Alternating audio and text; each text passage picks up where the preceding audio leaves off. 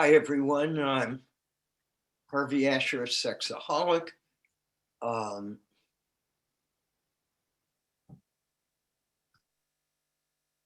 For those who are new, I will be speaking for approximately 30 minutes on step 8, 9, and 10, and then leave it up to you all for questions after that for about 30 minutes. And then we'll close the meeting and continue it for those who are in time zones where they want to ask more questions, and we extend it for another 30, 45 minutes. That way people can get to bed at a decent hour and still get a complete hour meeting. 2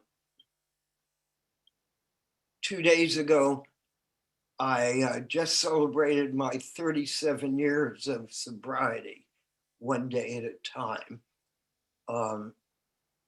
And this morning, I want to share with you the gift I was given by forgetting it was my birthday 2 days ago. Someone had to remind me, because it's really just one day at a time. But some weeks ago or months ago, I read this beautiful concept about an oak tree, that one of the acorns or the seeds of the oak tree falls to the ground,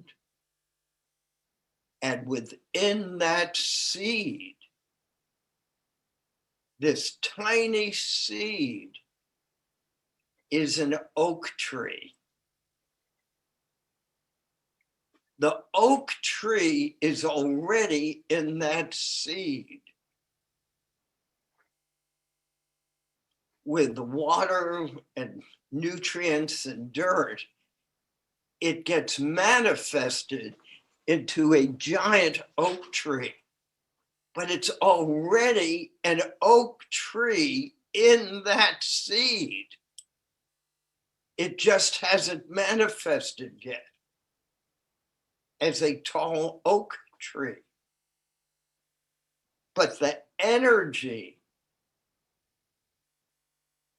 and the potential is in that tiny seed. And so I woke up this morning from a sleep at about 4 a.m. with an awakening that that is the description of my true self.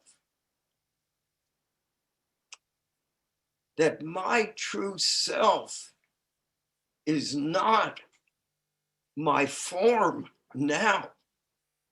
My true self was in that potential and energy that was already in me at the time of birth. Now, why do I bring this up?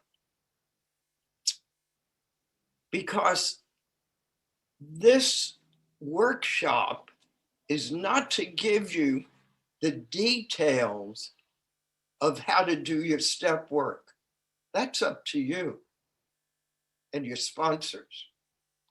It's to give you the big picture of why do your step work? Why do it? Why stay sober? And it's the concept that the 12 steps take this seed that is already has the greatness, the magnificence, the God within, the energy, the power. It's already there. But the steps help remove the ego so that that which is already there can be manifested in this magnificent, big, giant oak tree. that we all are. Just like a tree will give off oxygen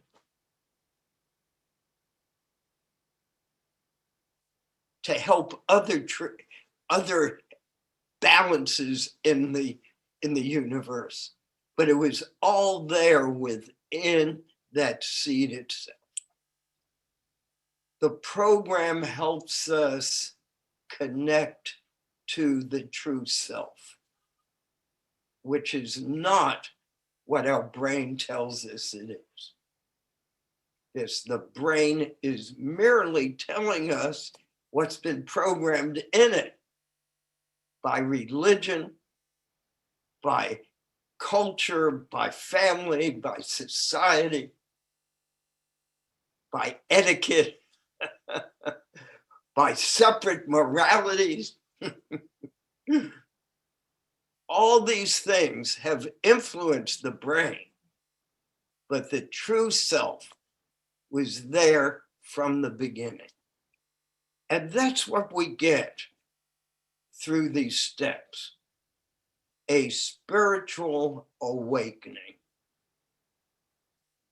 If you don't want that spiritual awakening, that's okay.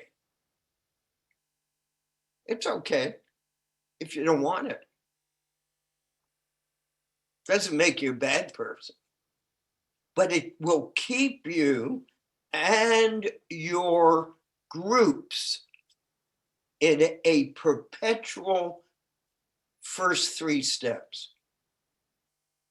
Most groups in SA never get beyond as a group, the third step. You'll see what you speak about, what you talk about over and over. It's about the problem. People will keep bringing in their top plates about their lust, their difficulties, their problems. And we tend not to get as a fellowship the further down into the steps that are really keeping us sober. Since we've discussed before, the steps cannot make you sober. It can help keep you sober.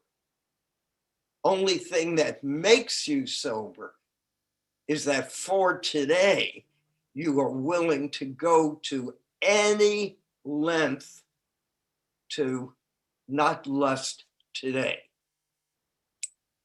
Even though you still might lust, you are doing whatever you can not to. The motivation, the intent is not to lust. So here we are at we talked about the 8th step the other day and going deeper into it, and then the 10th step. But I want to first announce something. I got an email from Nicholas. Nicholas has a workshop where on 2 consecutive Saturdays, he does the steps in detail, the first 9 steps with people. Actually, the 8th and 9th through the 9th step.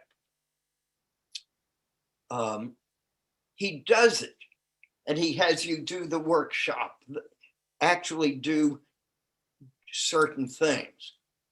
Why it's important for those who would like that style is for you to see that this is not a monolithic fellowship. Nicholas's approach is magnificent, and many people are drawn to that style. My approach has a different style to it. None of it's right or wrong. They're different styles for different people who need different styles. My style is much more the bigger picture and doing the steps from the book yourself with the help of your sponsor. Other very valid styles or having people do detailed work on your steps with you. This is the beauty of our program. This is what separates one of the many things from religion, where we are told there is only one right way and every other way is wrong, for the most part.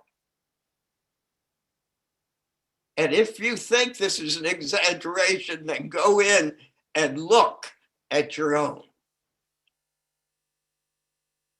And the programming we've all been given, that our way is the right way, and if you don't do it my way, hit the highway, or you're going to not get to where you want to get. In a 12-step program, it's a spiritual program, and there are different styles for different people, all of which uses the same framework of the 12 steps. The theme today of going through a new door to do these steps, the 8th and 9th step, is a very simple statement that's said around the AA rooms. It goes, the old me, and we'll use essay terms, the old me will act out again. The old me will act out again. My sponsor would say, it's very easy, Harvey. All you have to do is change 180 degrees. But luckily, only 1 degree at a time. 1 degree at a time.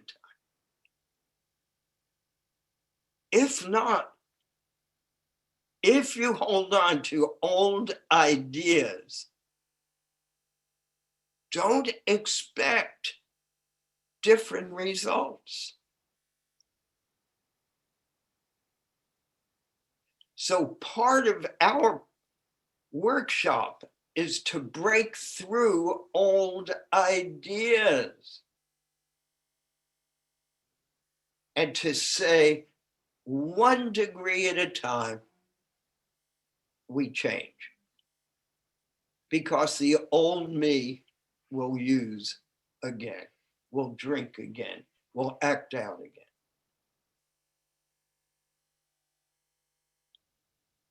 Not an easy concept. Not easy. So when we're doing the 8th step, as we discussed real in a summary sort of way today, is it's really 2 steps. It's a 8A and an 8B to make a list of who you have harmed, and then to become willing to make the amend. Now, step 9 takes a different look at it, because step 9 is a step you don't want to do alone. You want to check with your sponsor what you're going to say to that person. Also, different sponsors have different approaches.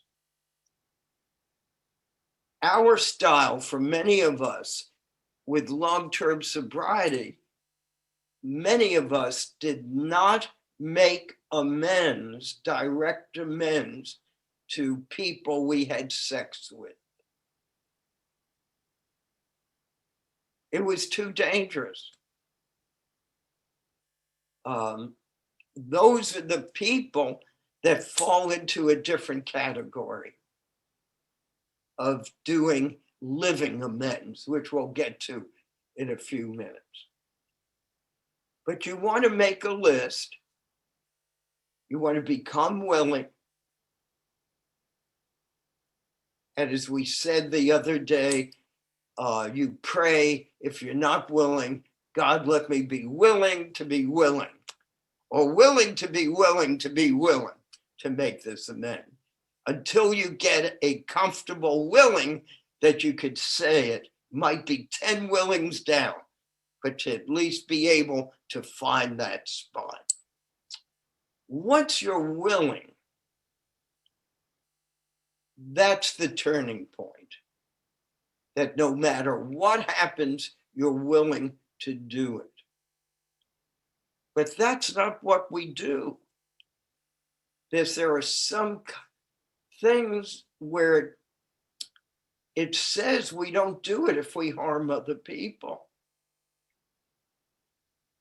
We don't do it if it will harm the other person. So my amend to my wife wasn't telling her all the times I masturbated and all the times I was promiscuous. It was for making amends for the harm I caused her through my sexual addiction, or by giving her venereal diseases. But there was a point, and Roy says it beautifully, about dumping versus sharing and making an amend. Sometimes we're just making the amend to get it off of us, no matter how it's going to hurt the other person.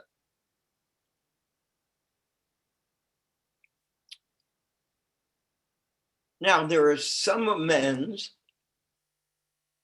that I needed to do that were financial, where I had stolen things, where I took advantage of people, and I needed to rectify it the best I could. There are other type of amends that I needed to do by living amends. I want to give you an example of a living amend that has to, it takes us a little into the 10th step. I had a pattern to either try to destroy people who were in higher positions than me. When I say destroy, I mean to rebel, to make problems for them. My pattern was either to rebel and make problems to them, or to become totally dependent on them, to do whatever they said. So over the years, I discovered that pattern in recovery. Now, Roy, our founder, was one of the people I rebelled against. I gave that man a very tough time for years and years.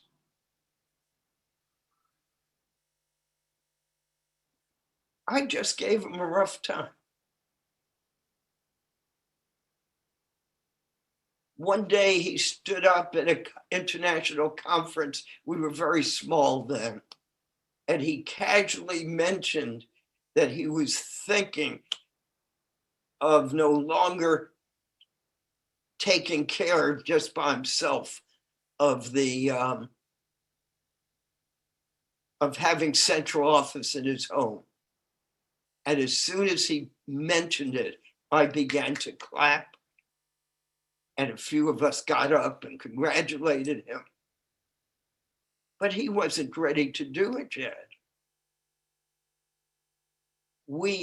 I aggressively manipulated in a hostile way to him. Now, this went on for years. After enough years of recovery, I was able to write him an amends letter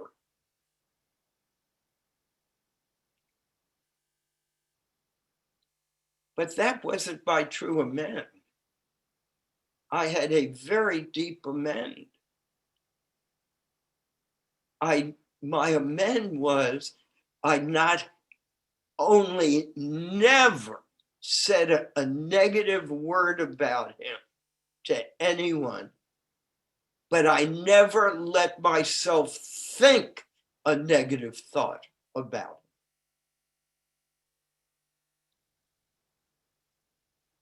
him. A true cleansing of my relationship and pattern to him.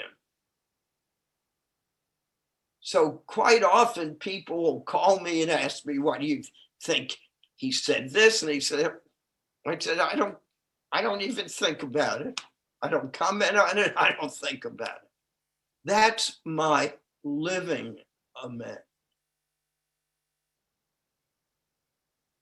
My living amend over the years has been much more important to me than even many of my direct amends.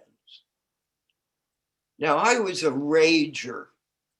I would get angry before I came in the program and verbally attack people of prominence in groups and embarrass them. And I went to those people and I made direct amends for my behavior to them. So my amends took different forms.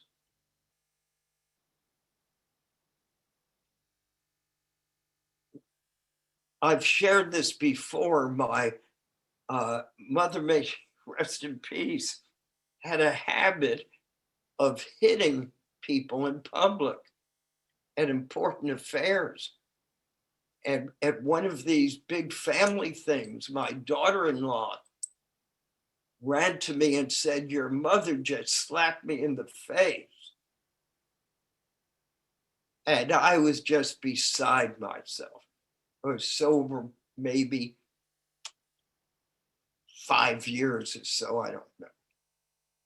And I was determined to finally tell my mother to get out of our lives, that every important family occasion, she would have one of these episodes. So that morning, we were at a hotel, and I was determined to tell her to get out of our lives.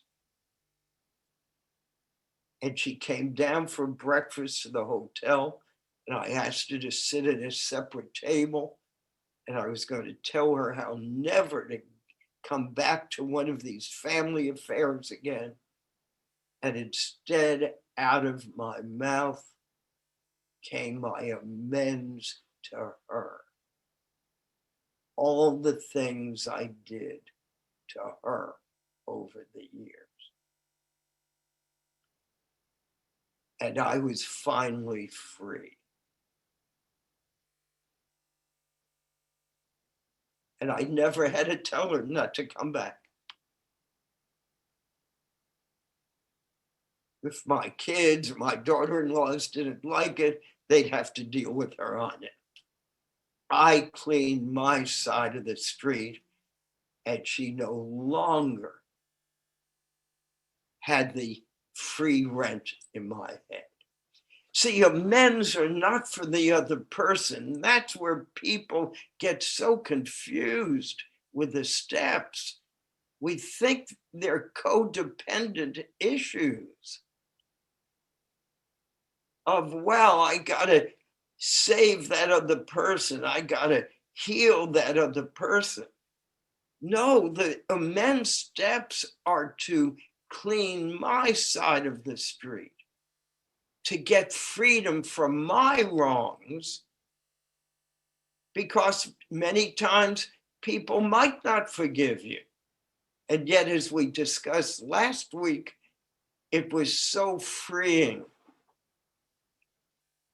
when I do my amend steps. It's very clear in the book, the directions, and then you consult your sponsor. I have my sponsees actually write what they're going to say and keep it very short. What they want to say to the person. And no matter what the person says back, to keep it to the script to clean out my side of it. Now, I want to give you an example. The other day, one of my sponsees was sharing something with me, and I realized what I did to my wife in the 1970s. I had a religious experience, and I forced my wife to accompany me for 10 years into a total change of life because I wanted to do this religious experience and change where we lived and what we ate and all kinds of things. And she was not happy with it. And my children weren't happy with it. But they were very, very young, so they didn't know much different.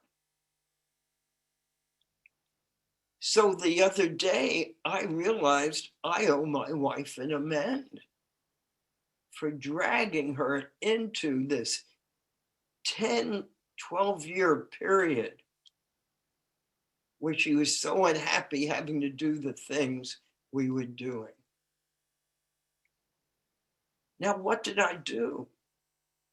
First thing was, I need to say it to her this afternoon. First sign, ego. I got to do it now, no matter what. Once I hear that in my head, I was able to contact my sponsor, told him the situation. We talked about it, but we also talked about bringing up things that were so painful for her. Almost 50 years later, was this going to harm her? And my brain kept saying, I need to do this. But he said, Harvey, and the magic word he uses with me, sleep on it. Sleep on it. Within 2 days, I realized if it's appropriate, it could come up. But I don't want to have to remind her of that today and cause any of that discomfort because we no longer live that way. I have totally, over the years, surrendered to her concepts. And so we don't live that way today. Quite far from it. Matter of fact, about a year ago, before COVID, I said to my wife, why don't we go to our religious service? And she laughed and said, and spoil a good record? We hadn't been to a religious service in years. And I was able to laugh and let it go. And as I'm saying it to you, I realize that was my living amend. Not to say, no, Nancy, it's an important holiday. We need to go. I want you to go with me. No, I stayed with her at home.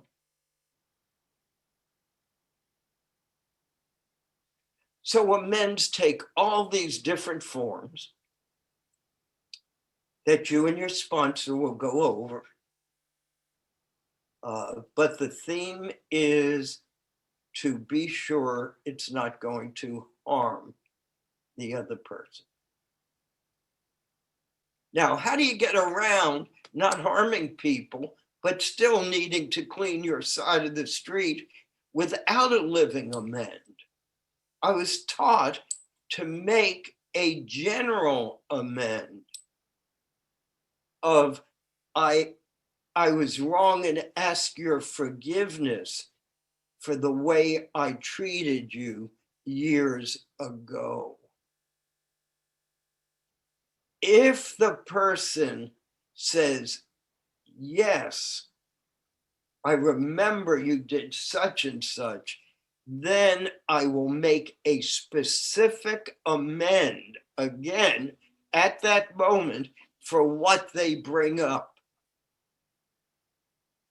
But sometimes these old memories for people they've been able to push it down to get relief.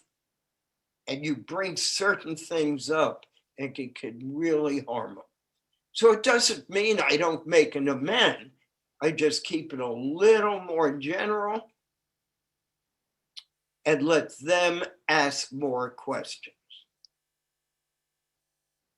Now, what I'm telling you over and over again is this is just my opinion and my style. It's not a right way or a wrong way. It's the way I've done it over the years with the help of various sponsors. Over the years, I've had about, in the 37 years I've been sober, probably about 5, 6 sponsors. I tend to keep them for long periods of time. They get to really know me. Most of them have died over the years. And then as much as I love them, as much as they mean to me, within a day or two, I've gotten a new sponsor.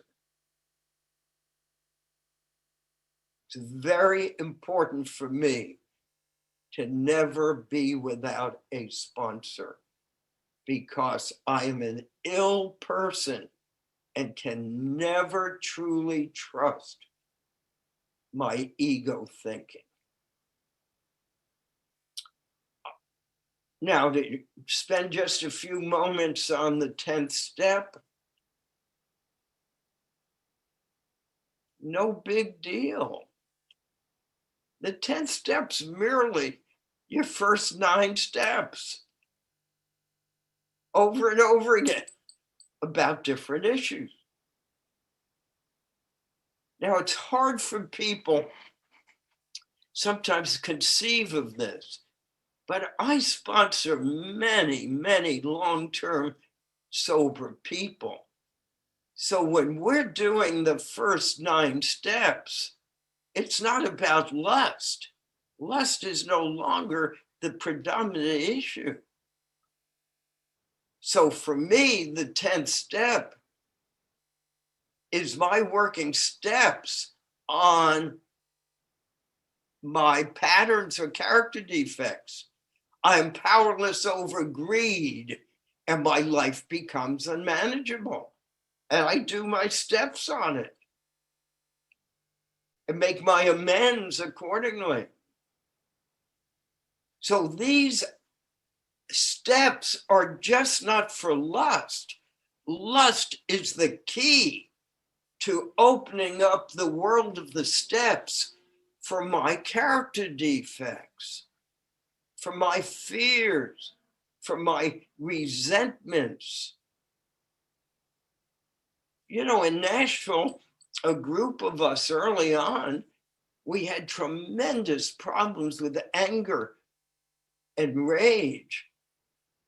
And we would meet once a week after a meeting or before the meeting and do our steps on just anger and resentment as an addiction within itself. So the 10th step permits me each day to do inventories. Now, some people like to do them in detail once a year. Some people like to do them daily. Some people do it every night. The 12 and 12 talks about the different type of inventories of the 10th step. If I don't move ahead, I don't stay in the same place. I'm going to go backwards. It's that simple. People have trouble grasping that idea. But if I'm not moving ahead, I don't stay where I am. And moving ahead means to get deeper insights. And how do I do that? For me now, after many years, it's real easy. I feel it here. I get uncomfortable. I know something's not right. If I'm getting angry at you, if I'm getting resentful, if I'm getting jealous, it's never about you. But I'll get a feeling in here. That's when I sit down, do some step work or review it. But throughout the day, I am doing spot checks. Harvey, what was your intent of saying that? Do you owe that person an amend for what you said? My poor sponsees, man, I have to periodically just call them or write them and make an amend for the voice tone I used, or for my becoming a life manager again instead of a sponsor, for my telling them things that they haven't asked.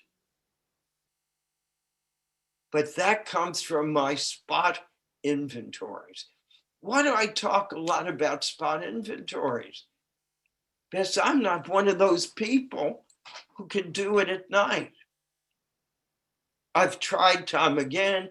I have the apps. I do all that. It's not me. I fall asleep doing it. It's not me. I can't tell you how comfortable it is to not have to compare you, my insides, with your outsides. To be able to admit doing it at night before I go to bed is worthless for me. It becomes just a ritual that I end up falling asleep at. So for me, it's spot inventories. For other people, it's doing it in the evening.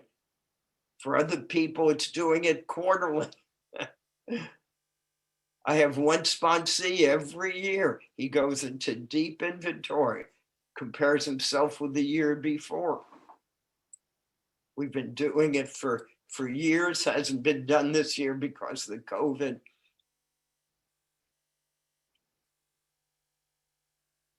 So again, this is not a cookie cutter program.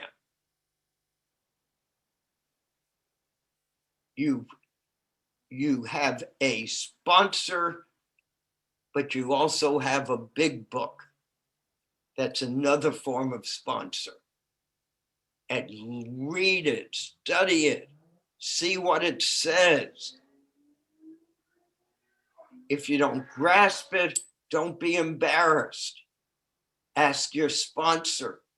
If he doesn't quite get it, call his sponsor with him.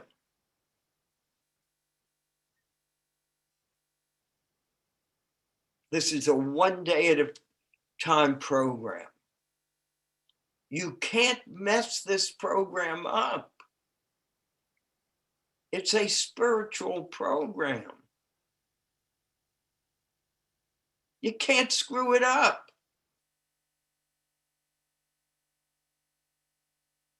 You will learn from your mistakes. How could I say that? Because that's what Roy says. In the crucible of our experience. How do you know you're not actively lusting, that you're getting better? How do you know? I'll tell you how I know. Out of nowhere, some crazy thought hits me. Out of nowhere, someone will show up in my shower with me, out of nowhere. And then I'm able to say, wow, Harvey, this hasn't happened in a year, I bet. Wow. See, the way we know we're getting better is certain things happen. Like when I have leg pain, I know it's there. When it's gone, I don't know it's there. It's gone. Yes, it's gone.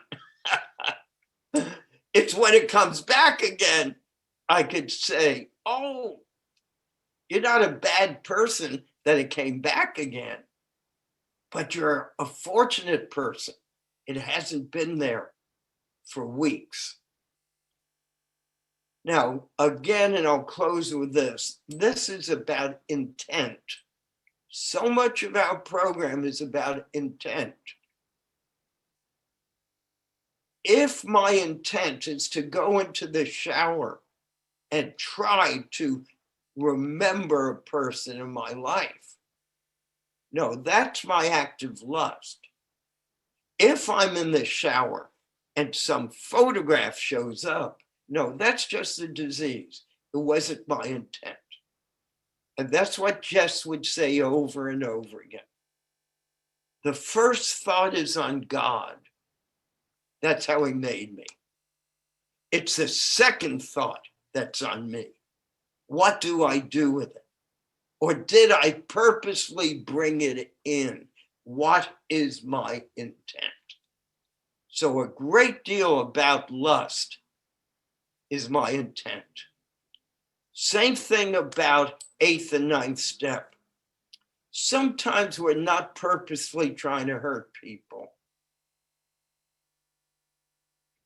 My sponsor taught me to ask myself, were you trying to hurt that person purposefully?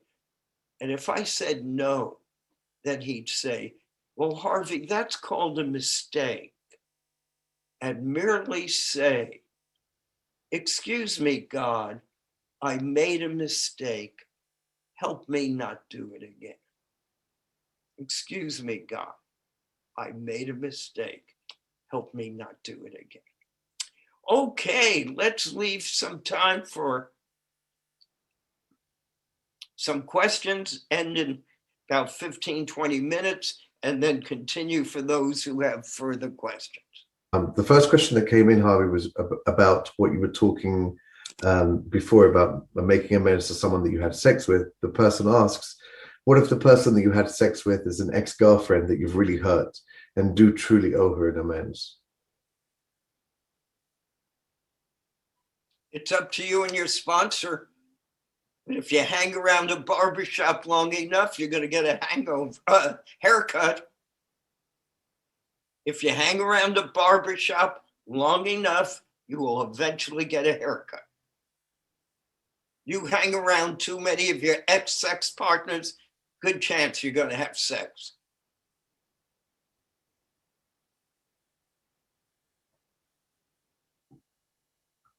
My sponsor had a tough time with me on this concept. He called it false politeness. False politeness. Ex-sex partners are dangerous for me.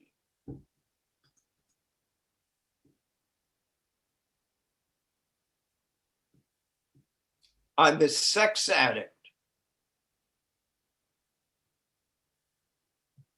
It's like saying, how do I make amends to the pornography I watched?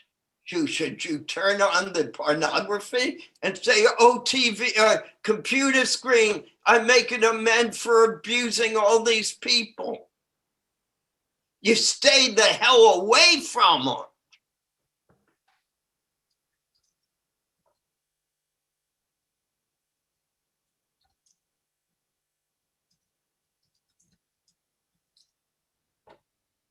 And let me tell you, before worrying about your sexual amends to these ex-girlfriends,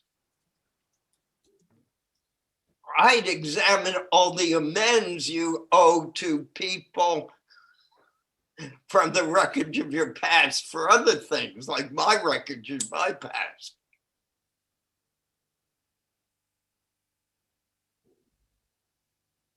Our amends list is not only sexual amends.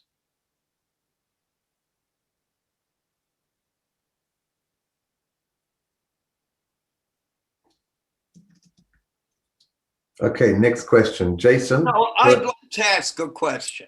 Okay. How many here have been able, this I'm willing to learn, how many here have been able to successfully make amends to many of the sex partners you've had in the past? How has it turned out? If you want to raise your hand and answer that, should we let someone answer that? Yeah. Go ahead, Yitzi. Hi, my name is Yitzi. I'm a sexaholic. So I made amends to a guy that I acted out with, and he came into SA, and he was there for about a year and change, and then he left, but he may be back. I know that I did my part in that. Okay. Because I knew based on our interaction when we acted out, that he was so disgusted with himself. I was already in the program, but I wasn't able to stop. But once I saw the disgust in his face, I knew that I wasn't interested in acting out with him again. And I shared with him some stuff, and he was interested in more. So I gave him information, and he ended up in an SA meeting. I've made a couple of those kind of amends. Terrific. Anyone else? Gabrielle?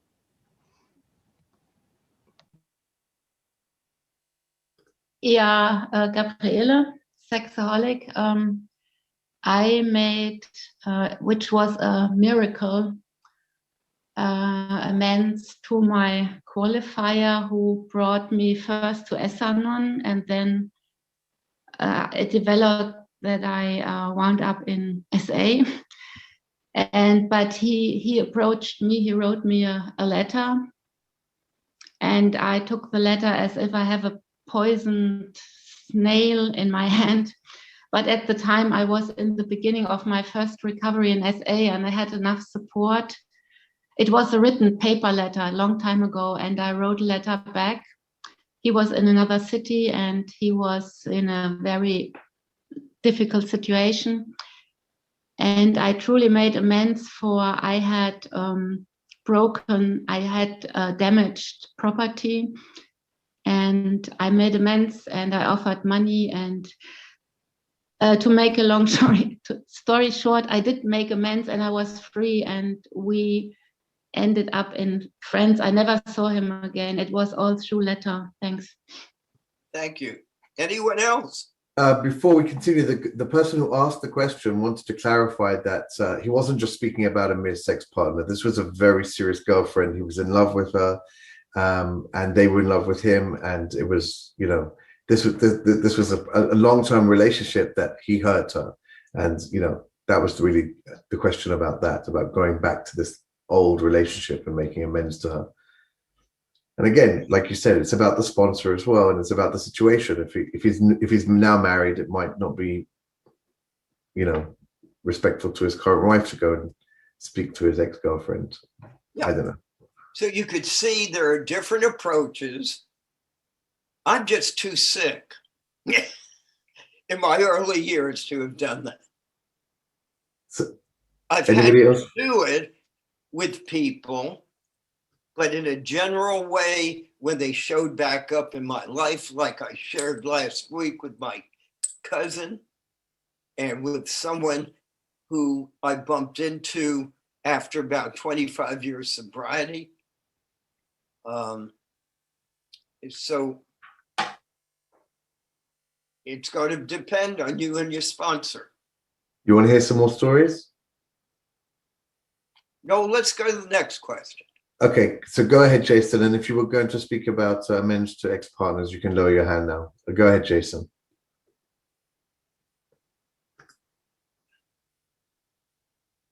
All right, I'm unmuted now, yes? All right. Yeah. First off, I just want to thank you, Harvey, for doing this. Daniel, for your service here. Anyone else that was foundational in getting this going. It's wonderful. My question is, Harvey, is there a difference, or what is your understanding of a difference between living amends and practice these principles in all our affairs? Or are they the same? The living amends to me is a little bit of a foreign concept in terms of I don't see it in the big book or the 12 and 12. And I don't know whether it's just a made up idea or whether it's something real. I've always just put it in the terms of just live my life differently than I've been living it and let it be that. But you have any thoughts on that? Not particularly, because a living amend is what it ultimately all comes down to. Amends are very easy, even though they're difficult to make. They're very easy. My sponsor helped me a great deal with that concept, because he wouldn't let me say, I'm sorry to anyone. He'd say, everyone knew you were a sorry son of a gun. So saying I'm sorry has happened time and time again for people in this program, or to make amends. I was wrong for giving you venereal diseases again. I kept giving my wife venereal diseases. Make amend, I cry, I'll never do it again, this and that. Words come very easy. But we have a chapter in the book that says into action. So it's like saying, I'm not going to drink again. I make an amend for drinking, and then you end up having another drink. The living amend is going to any length that day, not to take a drink, not to lust. My living amend,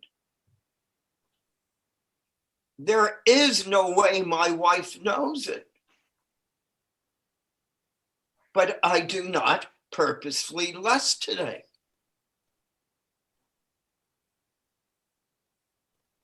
I'd rather die than go back to the way I used to be in my head.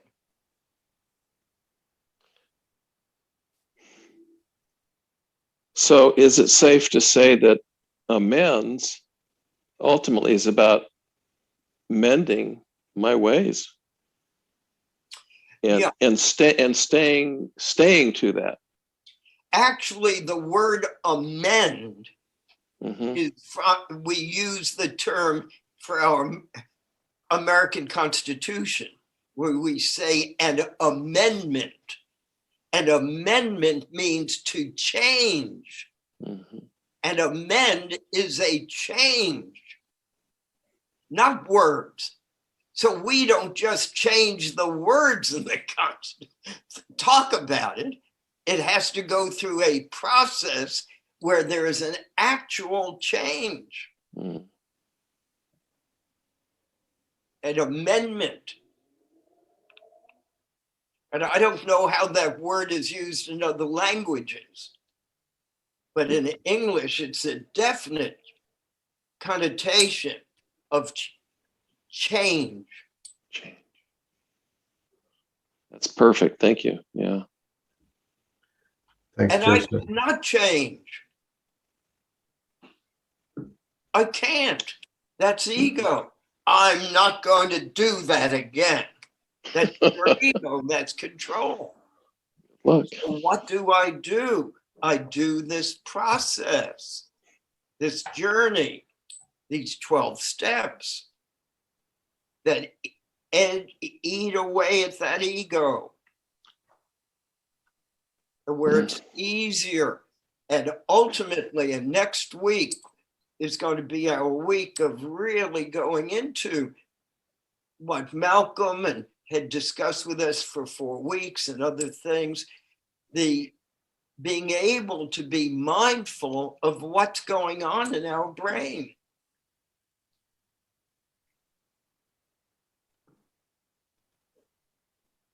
We can't have any kind of change without mindfulness. It's very hard. Mhm. Matter of fact, there's some writings that say that's all we have to do is observe rather than participate, and it tends to go away on its own. Oh, there's my greed again. Instead of judging it, just to be mindful of it. Oh, there's my jealousy again. There's my envy. The more I'm mindful of my patterns and my character defects, somehow it loses its power. It's one of those paradoxes. If I say I'm never going to be jealous again, within a minute or two, you're going to be jealous. Yeah, guaranteed. Thank you, Harvey. Appreciate it. Sure. Appreciate you. Yeah. Okay, it's time to close, and next week we will do the 11th step, and the new door is do not expect much about prayer. You've been taught about prayer since you could almost, you opened your eyes almost. You don't need me giving you talks on prayer. You could teach me. So doing the different door is we're going to be dealing with the other half, improving our conscious contact by learning to listen.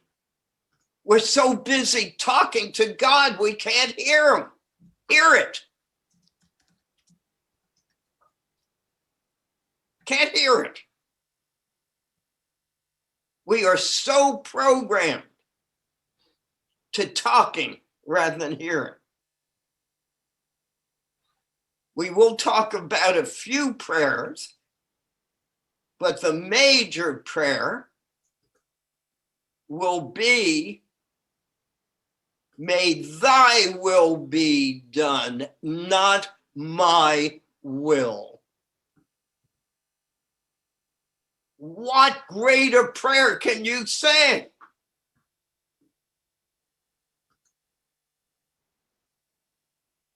But the ego's not going to let that happen. So the next question, unfortunately, the person left, it's an interesting question. If I don't have any shame about my addiction because I'm a sick person, not a bad person, why do I need to make amends about things which my addiction hurt other people?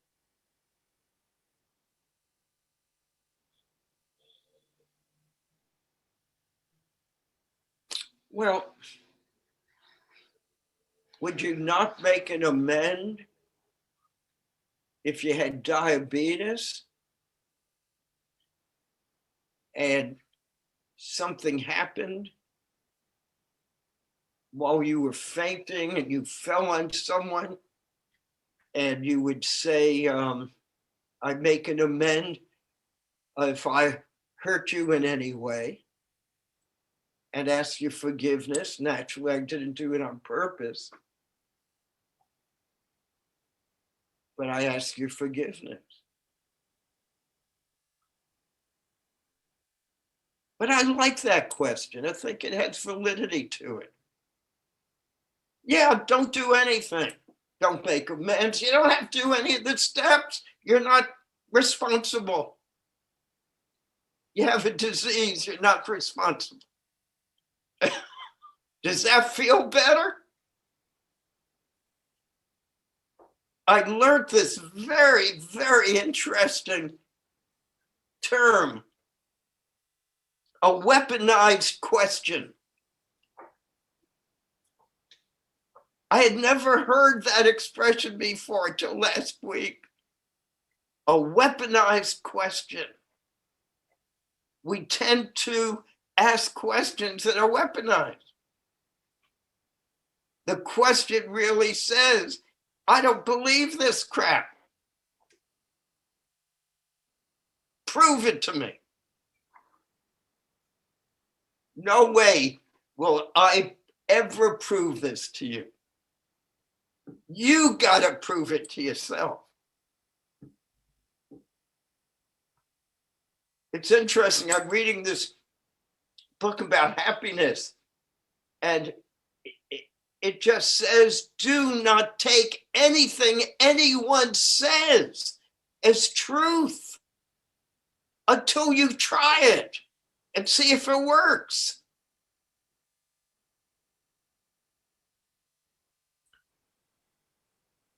What's the book called?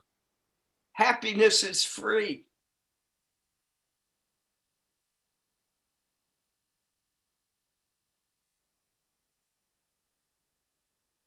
So we need to try it. You might like it. But no, I can't prove, and it's a valid question.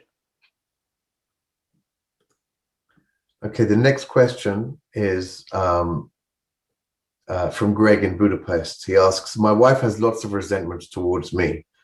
Would you do an amends over and over? Our marriage is difficult, and I had the idea today to ask her what amends she would like me to take. Do you think that's a good idea?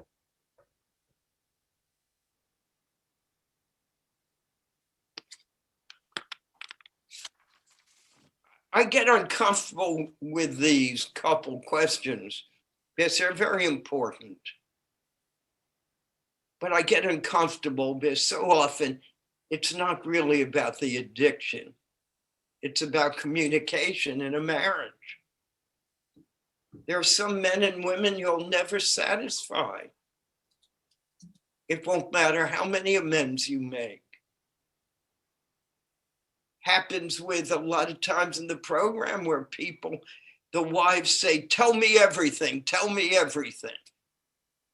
And then when you tell them, they get angry at you. Oh, I don't believe you're telling me everything. Don't forget what my sponsor would say to me. Harvey, who but a sick woman would have lived with you all those years? There's sickness in our families. So all we could do is get help for ourselves, be an example of a spiritual life, and then you hope for the best. You know, I've seen so many things.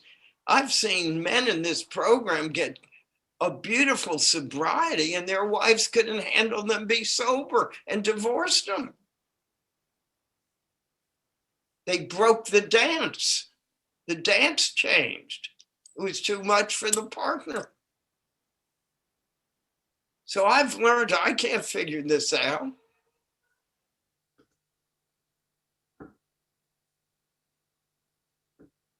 All I know is you clean up your side of the street, and the rest is up to the higher power, whatever that is, your life.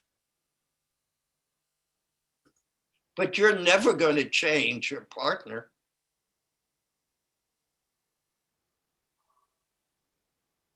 And if you think you can, that's the ego and the active disease working. That you're God, you could change someone else.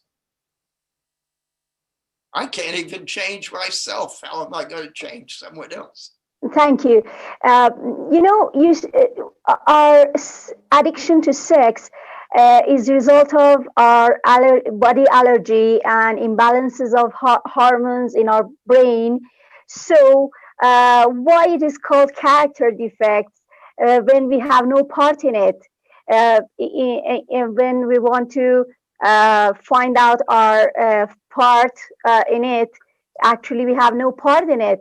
And a speaker in Iran was saying that we are working 12 steps to turn our character defects to normal instincts. But when we are addicted to alcohol or sex, it cannot be returned back because in any time we get back, we get allergy and it starts over. Is it true that we can take character defects to normal instincts that they were before, and what is our part in character defects that are the result of hormone imbalance in the mind.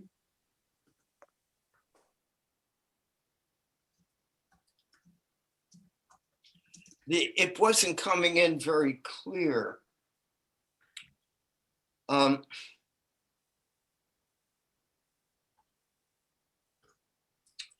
I am able to drink orange juice, tomato juice, water, soda pop, but I cannot drink alcohol successfully.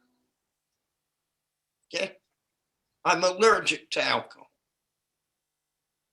That's simple. It doesn't mean my natural instinct of drinking has to stop. Just drinking alcohol has to stop. There are all kinds of other things I could drink that's not alcohol. So just because I have an allergy, it doesn't mean my natural instincts can't be normal, but not for that product. Okay? Now, why is this concept important that Roy introduced?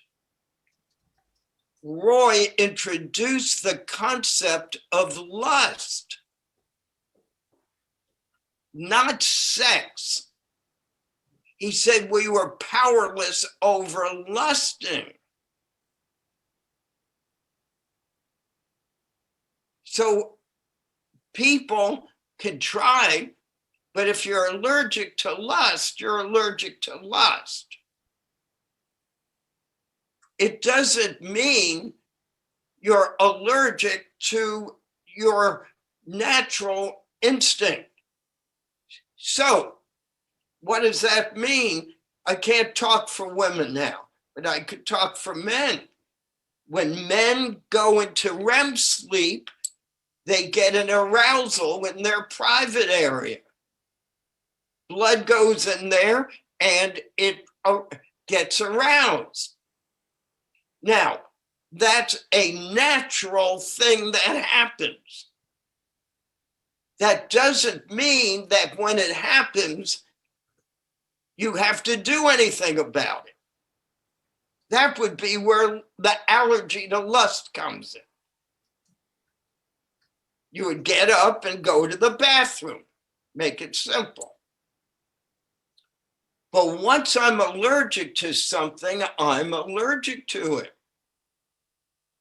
My wife, let's say, is allergic to penicillin, which she is, but it doesn't mean she can't have any antibiotic, just not penicillin. So to our own self be true. Am I allergic or aren't I allergic? If you're allergic, you're not going to be able to do it successfully. You could do it, but not successfully.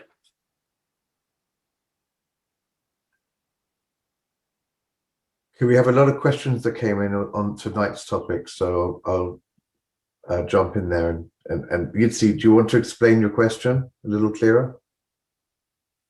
Yes, thanks. I'll just quickly explain my question. I was asking about the amends that you mentioned that you made to your wife more recently when you realized that you pushed her in that way. Meaning, because when I make direct amends, I was taught that one of the things I ask is there any other harm that I caused you that I may not know about? And that doesn't negate me from other harms. I'm just wondering if you incorporate that, and if so, after living so many years sober with your wife, is it just like, what would be the point of bringing it up if she didn't remember it? That would also be a question. I did not bring it up yet. I did not make the amend. Oh, I guess I misunderstood. Yeah, I did not make the amend. I said if she serendipitously brings it up, if it ever comes up, I will then make the amend. But I decided not to make the amend. And to help my sponsor help clarify it.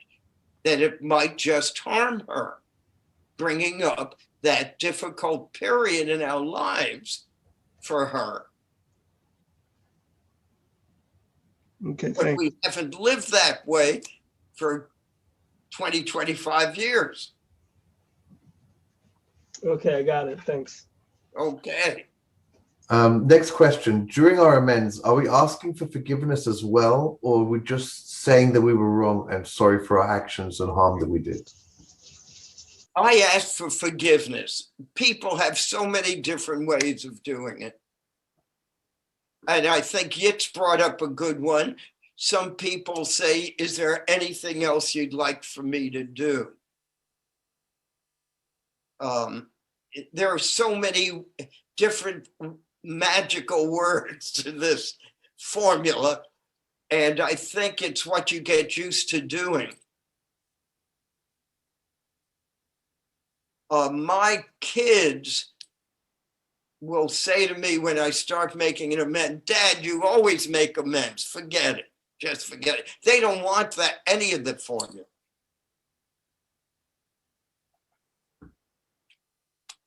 You do the best you can. And, you know, a lot of my amends today was about my style, not my content. The tone of voice I use, the aggressiveness I'll put out. A lot of times my content is right, but my style, I need to make an amend for the way I come across.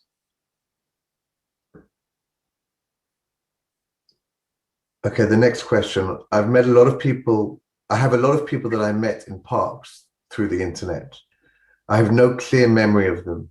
I agreed with my sponsor to create a group for these unknown contacts and pray for them. Do you have any experience with that, and how did you handle it?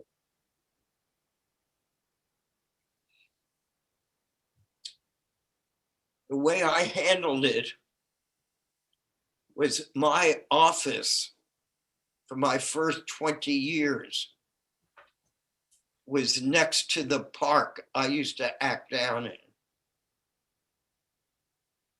For 20 years, if I had to walk to my office, I walked a long way around the park, never through the park.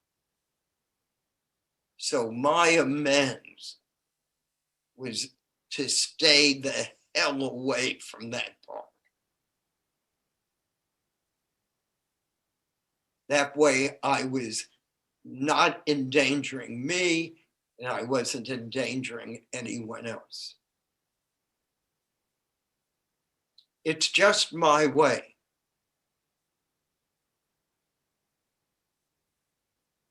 You know, there's an amend we haven't spoken about, the amends to ourselves. How do we make amends to ourselves about what the disease did to us?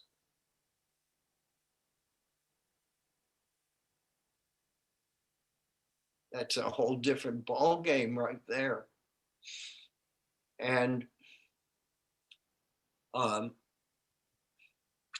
my amends will be different than other people's amends. But my clue is from the promises. We will not regret the past nor shut the door on it. So my amends to me is knowing that God doesn't make crap and that I'm a good and worthwhile human being worthy of recovery today. And so I need to continually remind myself that I am a good and worthwhile human being worthy of recovery today. And that I do not have to act out today. By the way, I don't like the term acting out. I rather say acting in, because that's where we self-abuse again. by going back into lust, into the fantasy world.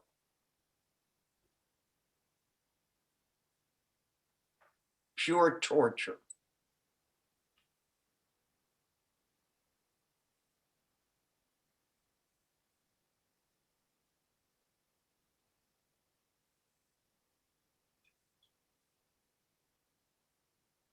So true. Next question. Concerning financial amends, if I owe some money to big corporations, is it okay to give it to a charity organization instead of bothering the people at the corporation with me asking for amends? Yeah, my sponsor really helped me with that one.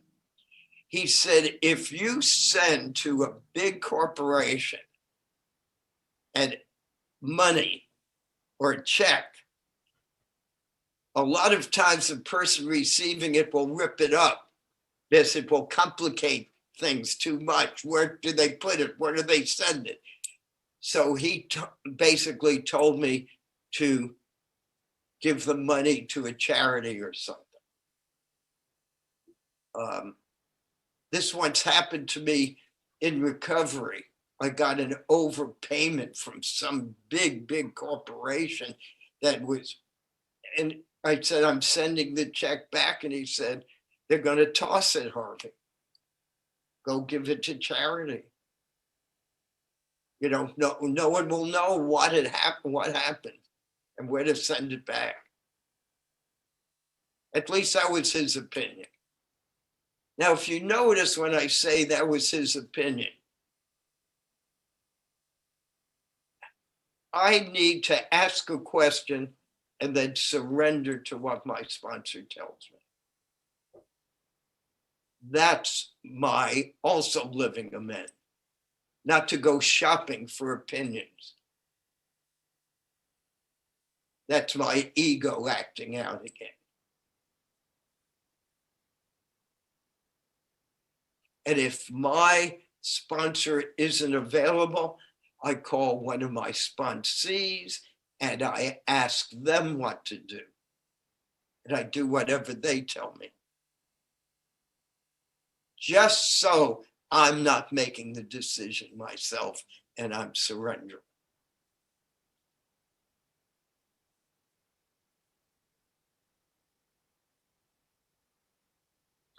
Related to that, my sponsor says not to make amends to people who are not sure whether you hurt or not. Also, not to make amends to people who are doing their job, for example, being a call center staff. That's their job, putting the phone down or someone calling you up, cold calling. How do you define who you need to make amends to other than immediate family? That's between you and your sponsor with your 8th step. You try to write everyone down you think you need an amend to, or, without making thousands, that's your ego. You put too many names, but write down who you think you should make amends to, and then you and your sponsor go over that list, and he'll help you make living amends, etc. Going back to Yitz's question, which was an important question. Many people in the program have gone to topless bars and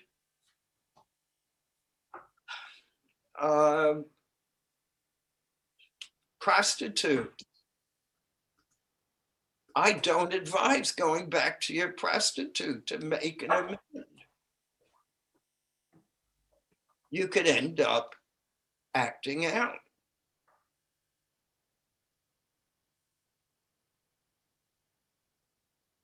In Yitz's story, which is a good one, is he knew the person. It was a kind of relaxed situation.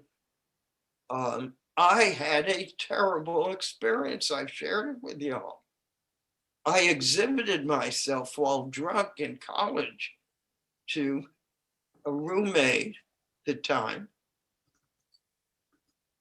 And I sobered up, 40 years later.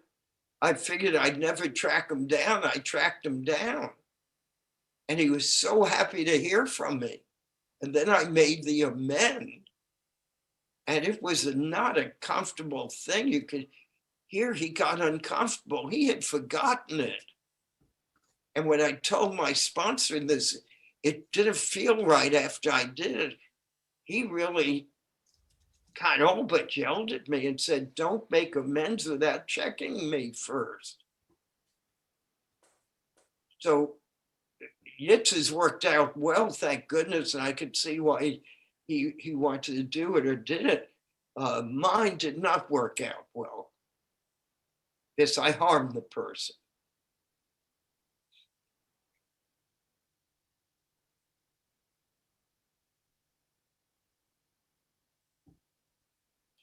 Again, don't cookie cut this program. What works for Harvey was based on the crucible of his experience. What works for you will be based on the crucible of your experience and your sponsor's experience.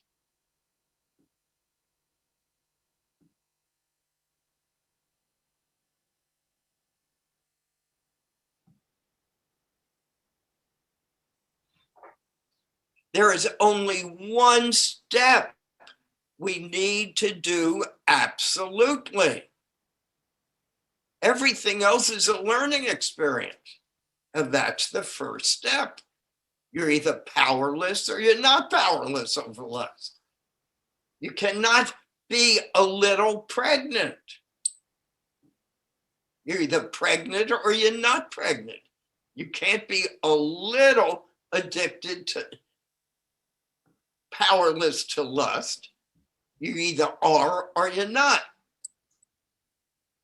And if I'm powerless to lust, I need to surrender and work with my sponsor on any iffy areas.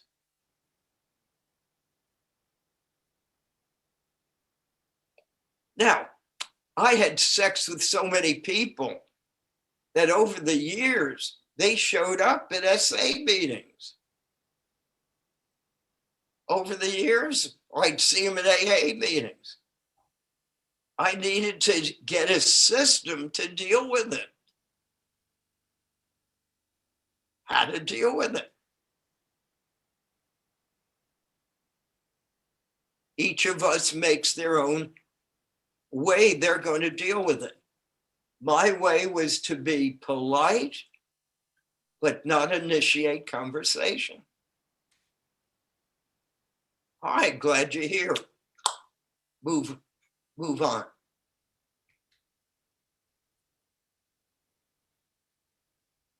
Again, not a right way or a wrong way. This was the way I needed to deal with it, with the help of my sponsors. Okay, next question. My wife always floods us, the relationship, with the problems of the past and how I hurt her, even though I've already changed my behavior. And when I ask her why she does this, she doesn't have an answer. Is it incumbent on me each time to make an amends every time she brings it up? Because on the other hand, it really hurts me why she doesn't consider the change and why she's not seeing it. There's a good chance she's not seeing it because you're not changing.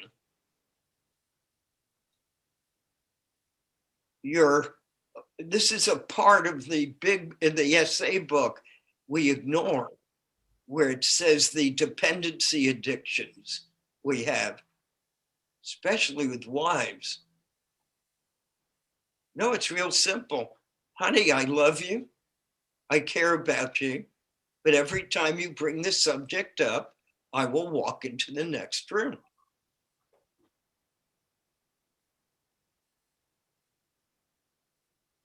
Period.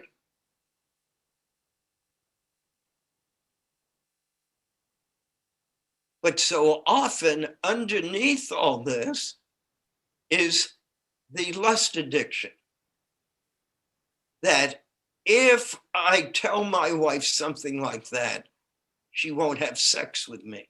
She'll get angry at me, won't have sex.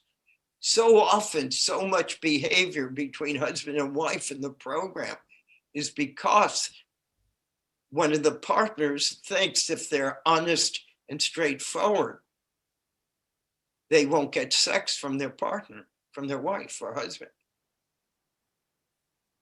That's a significant part of the 10th step.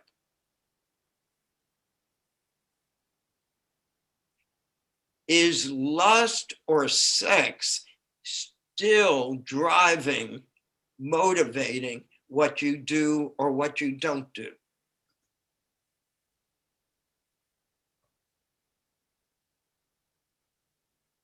And that was a big problem in my recovery.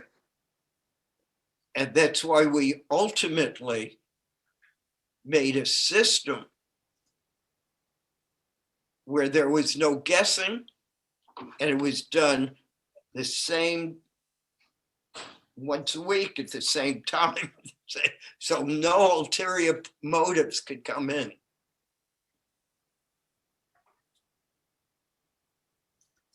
But that's another story about sex and marriage. Next question. Well, Sona wanted the second part of her question answered because she didn't get it fully explained. And she was saying that she thinks that addiction to sex or any other addiction is a result of a disturbance of hormones. So why would we call it a character defect if we have no part in it? Isn't it better to call them problems that we have? I don't call it a character defect. I call it an addiction with lust and sex. If it were a character defect, you could take care of it in another 12-step program. If lust and sex is not a primary addiction, then it could be taken care of as a character defect, because that's what the big book deals with. The big book deals with, in chapter 5, resentment, fear, and sex. Now, I was in AA for 7 months, and I was trying to deal with it as a character defect, but it didn't work. I was still acting out. I needed another program, just like eating disorders. Gluttony is one of the 7 characteristics. I mean, 7 sins. Gluttony. Many people have it. Let's say if you're alcoholic, you can deal with it as a character defect. But if you have an eating disorder, it won't work as a character defect. You need OA. It's because AA, that's not its primary purpose. It's about alcohol, not about eating disorders. So no, I wouldn't be an SA if lust or sex was a character defect. It's a primary broken part of my brain.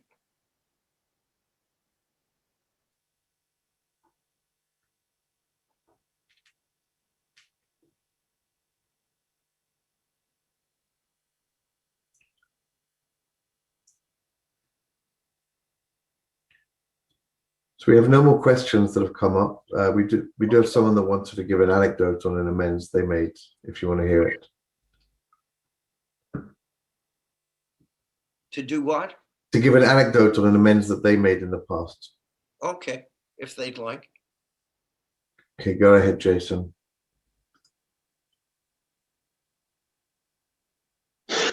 Hey, first off, I want to say that what has been questioned and asked here today has helped me more than you could know.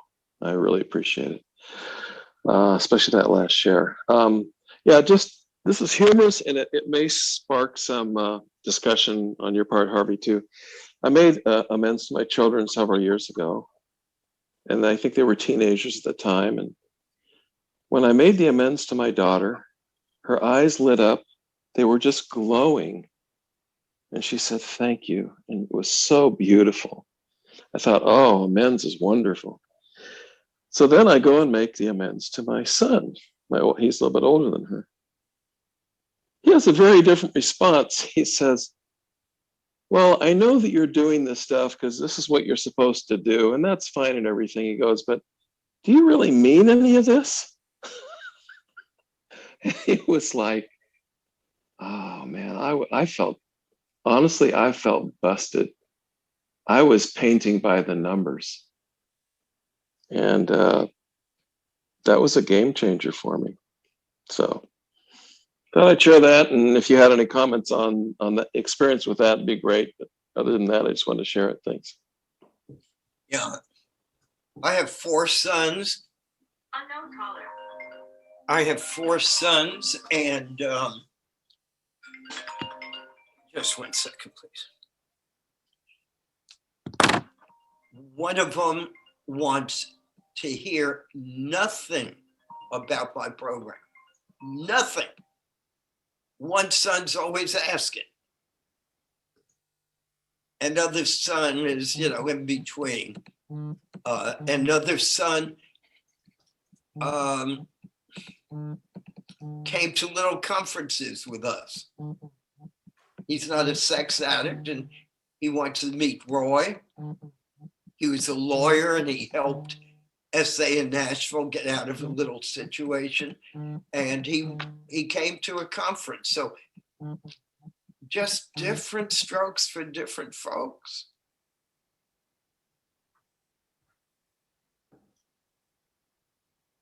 So we do have one question that came in now, Harvey. Alex, if you'd like to unmute, you can go ahead and ask. Yeah, it's not on the topic, which is why I didn't put up my hand earlier. But I was curious if there was any way, Harvey, I've looked for it, but I can't find I assume that it's probably not publicly available, but the story of the children of the crystals and the children of the gems that you wrote, whether that's something that's able to be purchased somewhere. No. No, I didn't think so. It's more of a, you wrote it and gave it to your family type thing and friends. All right. Can we hear the story, Harvey? I've heard pretty much all of Harvey's stories. And you've brought up something I haven't heard about, Alex. Only if it's relevant. You don't have to, Harvey. Yes, it's a very important story. There's a change in my life. I was sober about 7 years. And a son who was very angry at me because I pushed him into a marriage of a woman of our own religion. And the marriage didn't work out. And he later got involved with a woman of a different religion. And it was extremely painful for me. And I was sober, I don't know, about 7, 8 years. I went into a severe depression. And I just didn't know where to turn. If I let go of my belief, I felt I would break. And if I went along with, if I would go along with it, I felt I'd break. If I didn't go along with it, I'd feel I was a failure in AA and SA to be biased about religion. And I was beside myself, and I was up in Colorado at the time, and I finally called Roy, the founder of the fellowship. And I told him the pain I was going through. And all of a sudden he said, Harvey, I'm so glad you brought this up. I'm going through the same thing. My son is not marrying an Armenian.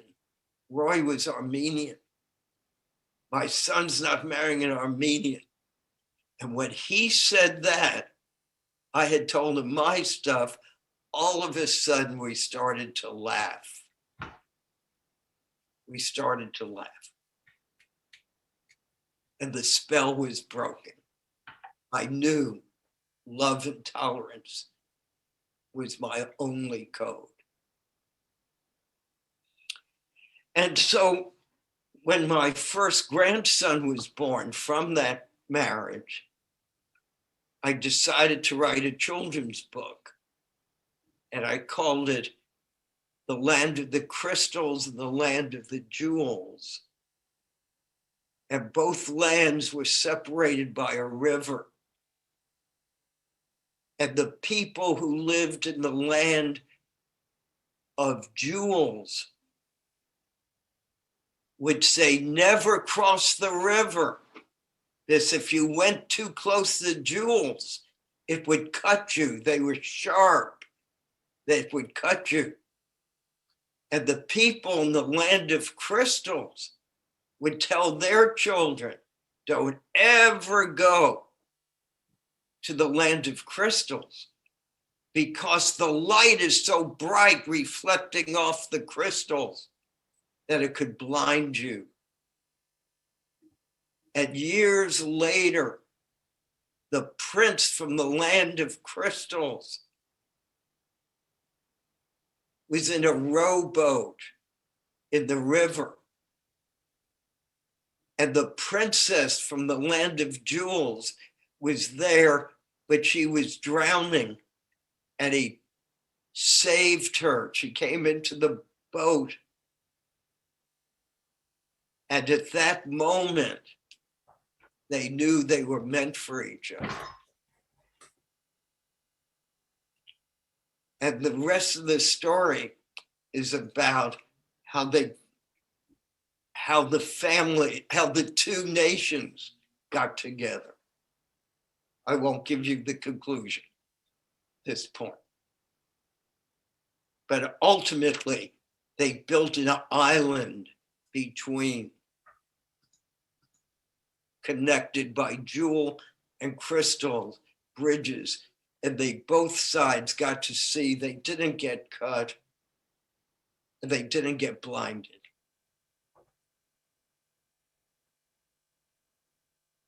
Now, Alex, how did you hear about that?